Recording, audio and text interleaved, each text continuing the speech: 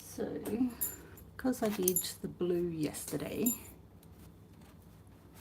that ended up turning out really well. The granulation, that was really nice. I really liked that. You can see that the phthalo blue, it kind of faded out quite a lot more than I was expecting. So I might have to think about that, but definitely the Viridian, that gave a nice touch.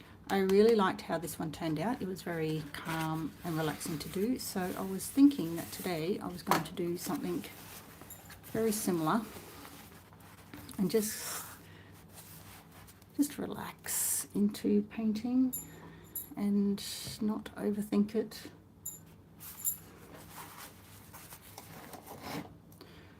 I'm going with pinks and purples today, just because it was very nice to do yesterday. So I'll probably focus on permanent rose. I will also focus on maybe some orange, Windsor orange. I think that's P062. Try and get some gold in there. And for good measure, maybe some Viridian and a bit of indigo. See how that goes. So we can start with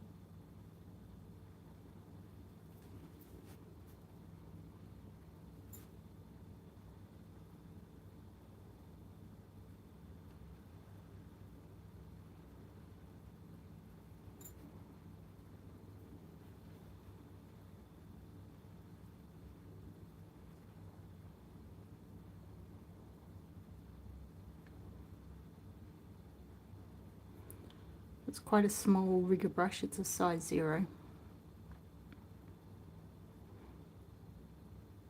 It's good for these lines.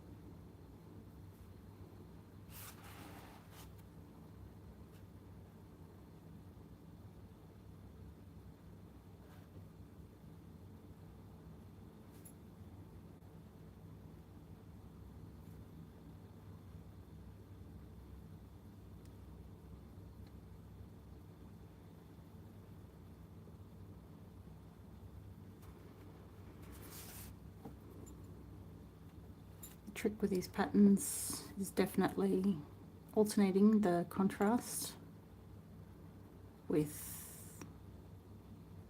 the line choices, the combination of the thick and thin lines.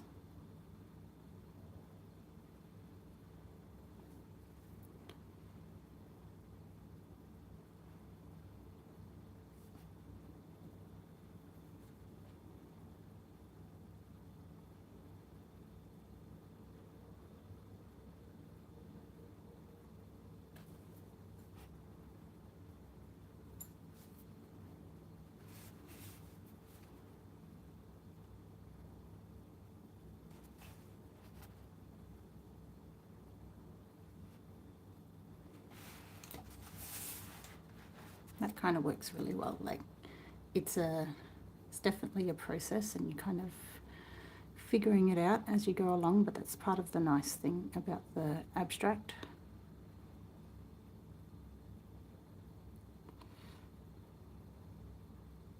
In my watercolor course we cover abstracts. That's actually the first part of the course after the beginner section, because I think the abstract like method flows on to all the other things like the portraits and the landscapes. Well, for me they do anyway, so it's just like showing how I start the process of abstracts, identifying the shapes that kind of are very intuitive and what work.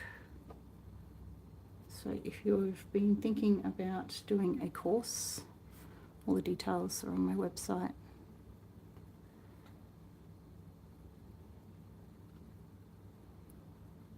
We go through a number of things, especially abstracts.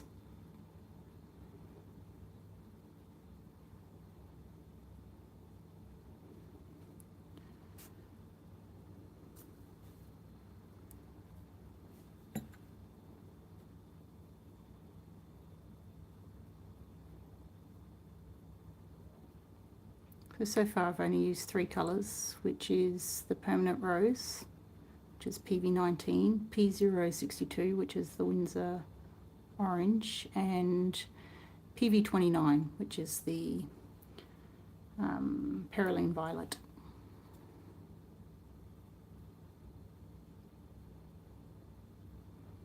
In my watercolour course we go over all the pigments and things like that as well, because they're not as scary as they sound. They're actually quite fun.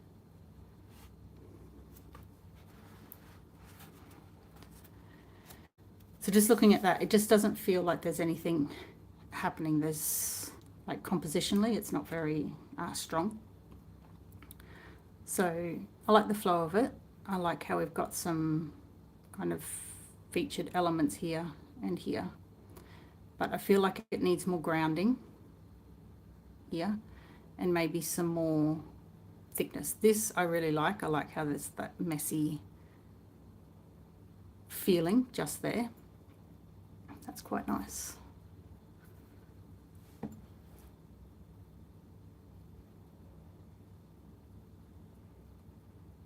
So when you ground something, especially something like an abstract, which doesn't really have, you know, a focal point at the moment because you're kind of all over the place, it still needs somewhere for your eye to go. And you can achieve that with contrast, so making your colours darker and just the contrast in the lines as well, thickening up some lines.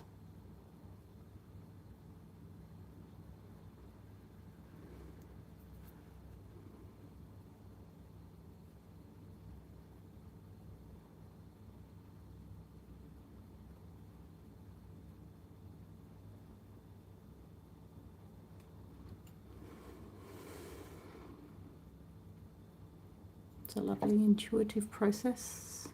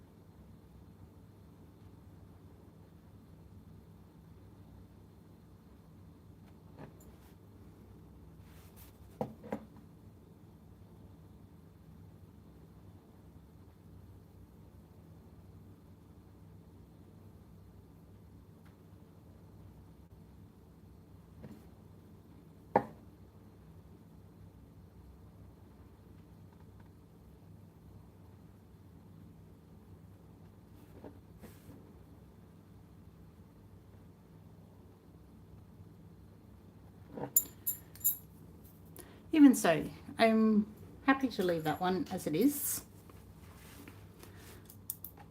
It's very similar to the one that I did before, so it's very similar to the blue one. It's just like an experiment with lines, and it's good to keep the muscle memory. of it, I feel anyway. I've had some very cute little miniatures that I painted earlier. So these are going to Melbourne in Australia in April. Is it April? Yeah, I'm pretty sure it's April. So I'm pretty happy with these. I like how they've turned out. So I'm just making something like presentation for them. I went to my framers yesterday and it was really nice actually. I had a really long chat with the framer about artwork, and he was so insightful. Like, he confirmed a lot of what I thought about art, which was really cool. He was like, you paint what you can to make your art that your heart wants to make. So paint what you can so that you have enough to buy the materials to paint the art that your heart wants to paint. And it was very cool. It was very cute. So I'm just going to do a couple of practice sessions of the landscapes. It's been a little while. When I say a little while, it's been about 4 days since I've painted the landscape, so I will do it again.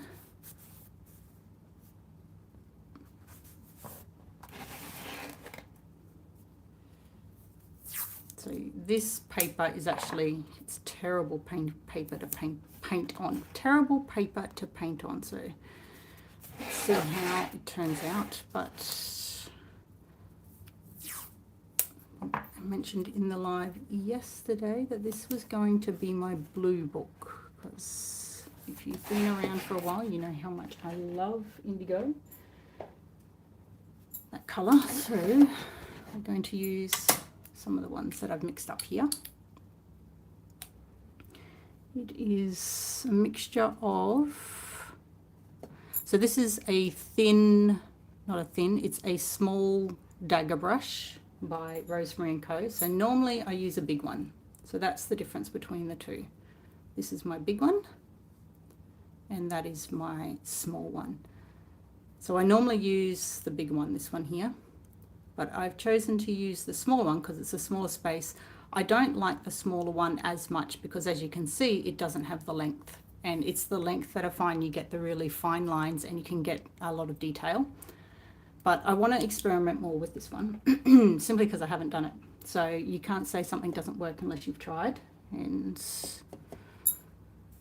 I mean, not saying that I haven't tried before, I definitely have, but I just want to make sure.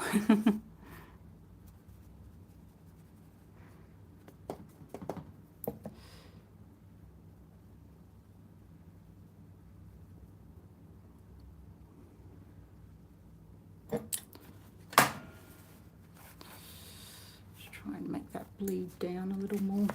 So because this paper isn't 100% cotton, which is kind of like a deadly sin with watercolor, because yeah, once you've had 100% cotton, like, everything makes sense then. Definitely changes how you paint, I feel, for the better.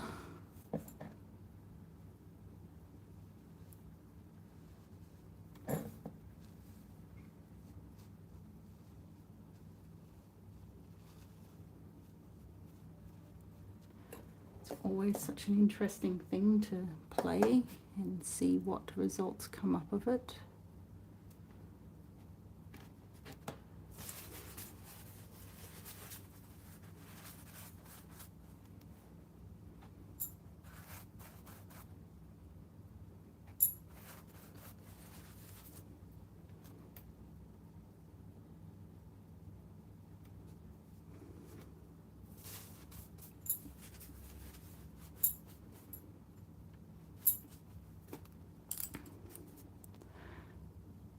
So that was super duper quick, but I am going to leave it at that. So I'm just trying to, I'm playing with the paint. This is something that I also talk about in the watercolor course. Like, it's so important. This is a new paint combination. I haven't used this one before. It is indigo, but it's one I made myself with 2 different pigments. So it's Winsor, no it's not, it's Daniel Smith Phthalo Blue pigment, and it is their Lunar Black.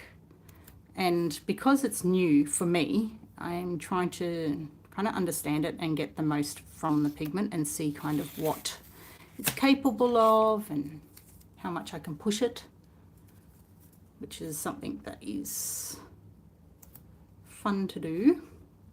But I think that's where a lot of beginner watercolor artists actually quite like that.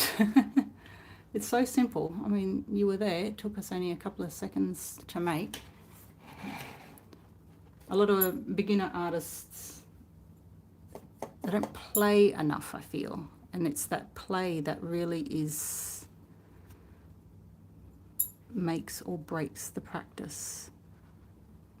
And because this is not 100% cotton, it absorbs differently. The water absorbs in a different way, not necessarily better. It's just different. And I'm definitely going through another blue phase. Oh, thank you for commenting, but I can't read it. I'm not sure what it says. Different language. Okay. Yeah, it definitely reacts differently, the paper. That's okay. Again, because this pigment is a different pigment, I can see like the separation, and it's going really, really well. I like that. I like seeing that separation.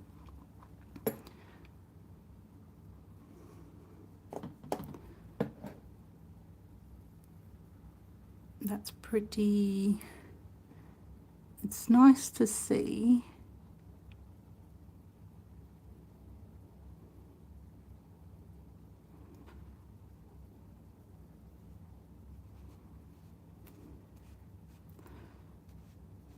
Yeah, I'm not sure how I feel about how it's worked out, but that's okay. Like, this is part of a practice of watercolor. It doesn't have to look like a perfect picture every time. Again, I think that's another mistake. It doesn't have to look like something wonderful every single time. That's the beauty, is in the imperfection. So I've swapped to a very tiny 00 paintbrush.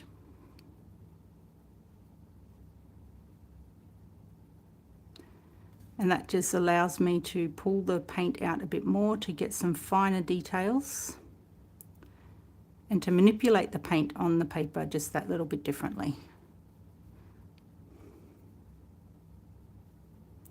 And that's what you're looking to do. You're basically looking for ways to let the paint do what it wants to some extent, but also to manipulate it in a way that you want it to flow. And part of doing that is practicing and seeing how it can do that when the paper is with different textures, different weights. We go through all of this in my watercolor course, so all the details are on my website.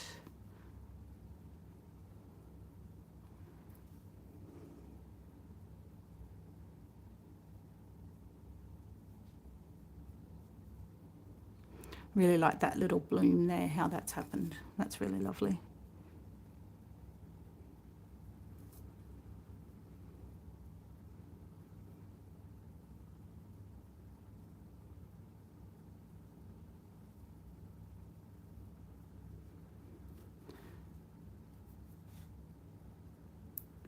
So it's nice having that difference between the colours. Having that vibrant blue is really lovely.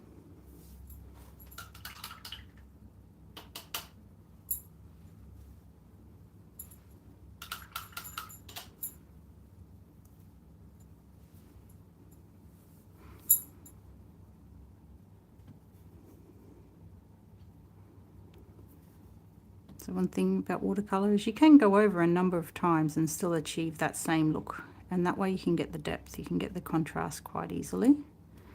But it's having that confidence to go over those same places over and over again if you can.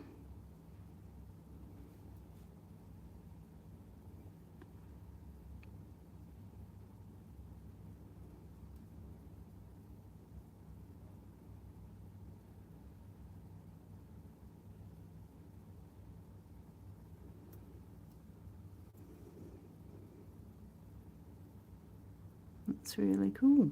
Very cool.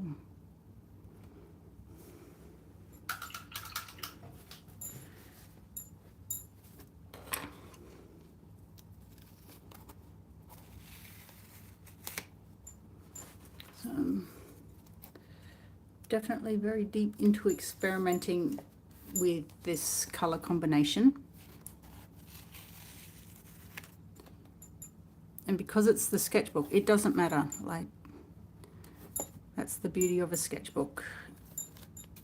I've done a couple of sketchbook tours, you'll be able to see them on YouTube, where it just doesn't work. And that's actually very good. You learn a lot from what doesn't work.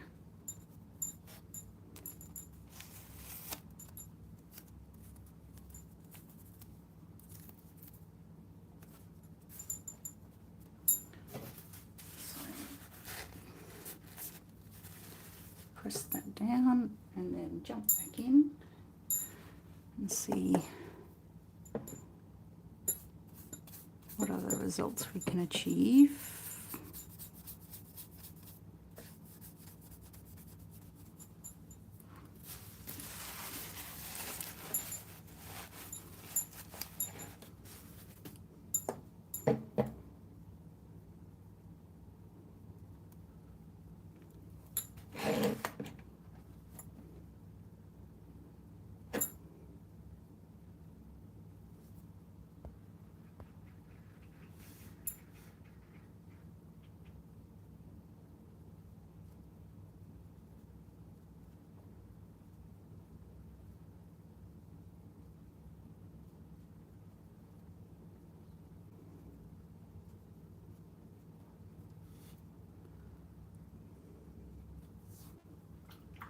So I've got my water down by the side here, and I'm just rinsing my brush out and wiping off the excess when I feel as though it's needed. I'm just softening some of the edges now.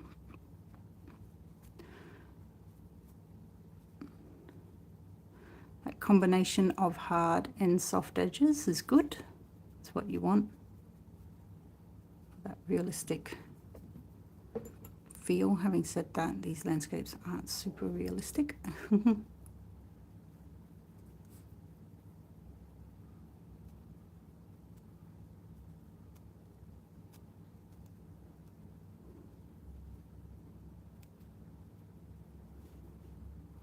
playing again.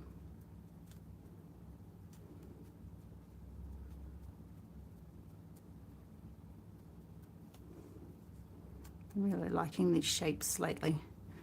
Been experimenting with them a little in some of the later work, just having those very organic brush strokes for shapes, and that's been really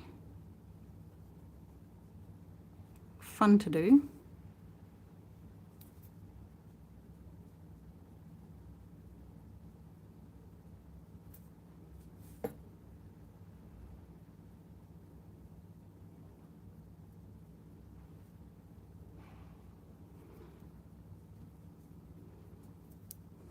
So getting ready for the Melbourne show, which is the Makers and Shakers market. Been wanting to show my work in Melbourne for a while now, so this is the first opportunity that I've had to do it, and I've got the time to make that happen, so looking forward to that.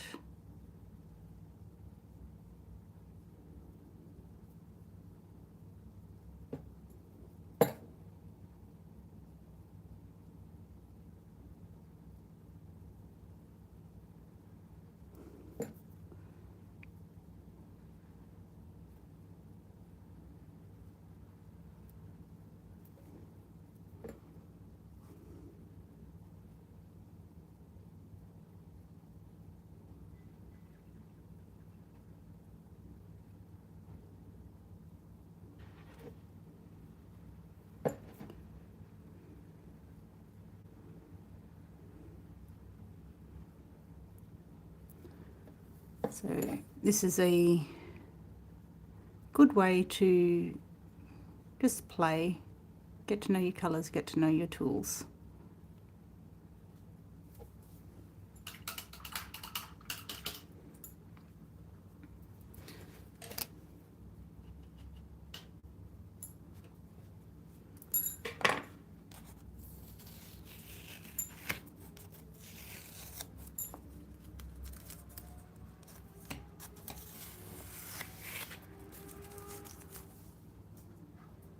It's kind of cool. I like that. I like that a lot. So I particularly like this section here. And I like the simplicity of this one up here. I really do. It's quite nice. Now there's some marks on the page from where I took the tape off. Again, it's my sketchbook. I'm generally not really worried about it, but I do like to take advantage of those things. So, and this is where a lot of like the, I guess the intuition of my paintings come in. I do many styles. I do landscapes, I do portraits, I do many different types of painting. And a lot of it comes from this intuition of wanting to not fix, but use some of the things that happen during the painting process to see what I can do to kind of expand the creativity a little bit. And that's where all these kind of styles start to mix in together, which is fun. It's fun for me anyway.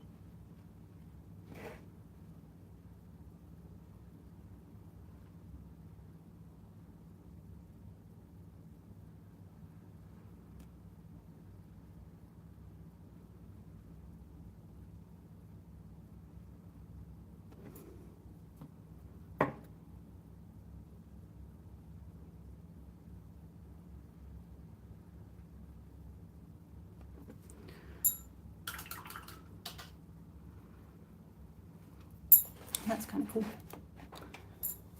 That's a cool little spread. You can see how it's kind of influenced by those marks. Just make the marks on the page. They always look good, no matter what marks you make. I like it. I like it a lot. So that was a very nice session for me to just paint a little bit and just be a little bit creative. Thank you for joining me, and we'll see you next time.